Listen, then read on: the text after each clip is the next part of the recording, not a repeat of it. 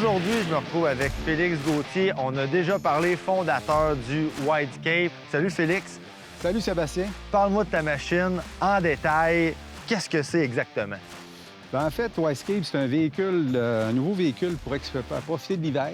Un véhicule d'exploration incroyable qui nous permet d'aller dans les sous-bois, d'aller dans des endroits qu'avec une motoneige, on n'oserait pas aller parce qu'on risquerait de s'enliser. Tandis qu'avec cette machine-là, ça nous donne le goût d'aller dans des endroits. Puis c'est très facile à déprendre. Si tu t'enlises, c'est très, très facile de sortir. Le véhicule pèse seulement que 200 livres. C'est que d'une main, tu peux prendre l'arrière, le tasser.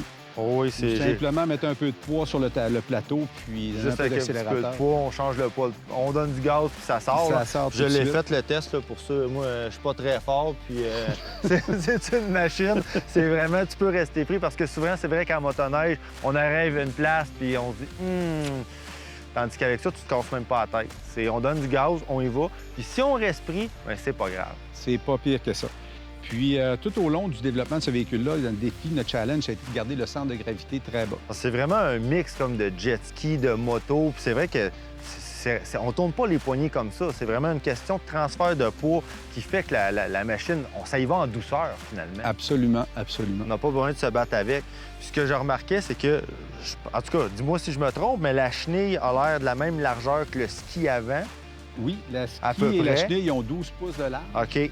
La configuration se ressemble aussi dans le sens que le ski, il y a comme 3 quilles à l'avant, une qui est plus profonde dans le centre. OK. Un peu comme la chenille arrière qui vient suivre les côtés qui sont arrondis pour permettre de pouvoir bien surfer avec le véhicule dans les sentiers ou... Mais quand on est debout dessus, juste en la tournant, on sent qu'elle va chercher ses points d'appui sur sa chenille et sur le ski. Ce qui fait qu'elle ne tombe pas automatiquement à terre. C'est vraiment le moteur qu'il y a là-dedans. Tu as 250 cc qui développe à peu près 20 HP. Oui. Mais combiné au poids, ça fait qu'on n'en manque pas de puissance. On manque pas de puissance, compte tenu aussi que le véhicule est fait pour flotter sur la neige et non pas pour mouliner la neige. Fait que quand on arrive dans des obstacles, quand on arrive dans la neige, on va passer par-dessus et non pas creuser des trous. OK. Comme on se disait tantôt, hors caméra, si les guidons passent, c'est sûr que ça passe.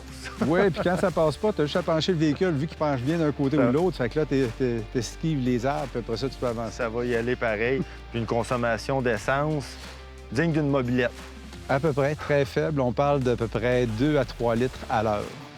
Bon. Ce qui est très, très faible. Ouais. Ça fait que souvent, avec un réservoir de 8 litres, c'est quelqu'un qui passe au travers de son réservoir, il est fatigué. C'est un bon exercice. C'est presque impossible là, pour ceux qui font de la motoneige de montagne. Là, Pas pour la première fois. 1 litre de gaz, vous allez en avoir assez. Merci beaucoup, Félix. C'est très apprécié. Merci, Sébastien.